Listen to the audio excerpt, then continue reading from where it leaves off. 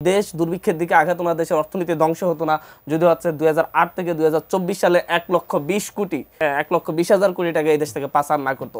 আপনার সেই আওয়ামী লীগকে বলেন, শেখ হাসিনাকে বলেন, তারা যারা হচ্ছে দুবাইতে, যারা হচ্ছে কানাডাতে, যারা মালয়েশিয়াতে, সিঙ্গাপুরে মানে ভবনের পর ভবন তৈরি করে গেছে। আপনি সেই ভূমিমন্ত্রীকে বলেন, সাইফুজ্জামান সাহেবকে, যে হচ্ছে তার যে 270টা বাড়ি তৈরি করেছে এই দেশের টাকা পাচার করে, সেগুলো ফেরত দিতে দেশে দুর্ভিক্ষ আসবে না।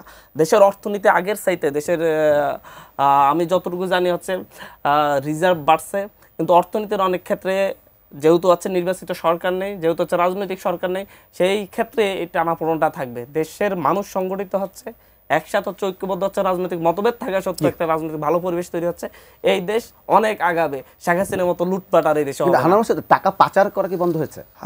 আমার মনে হয় টাকা পাচার শেখ হাসিনা আমলের মতো নেই, কিন্তু হচ্ছে এটার জন্য যে উদ্যোগ নেওয়া দরকার ছিল সেই উদ্যোগে সরকার নিতে ব্যর্থ হয়েছে। টাকা পাচার এখনো আছে, এটা সব রূপে বন্ধ করতে না পারলে তাহলে আরেকবার এই গণবিদ্রোহের অপেক্ষা করতে হবে, দেখবেন।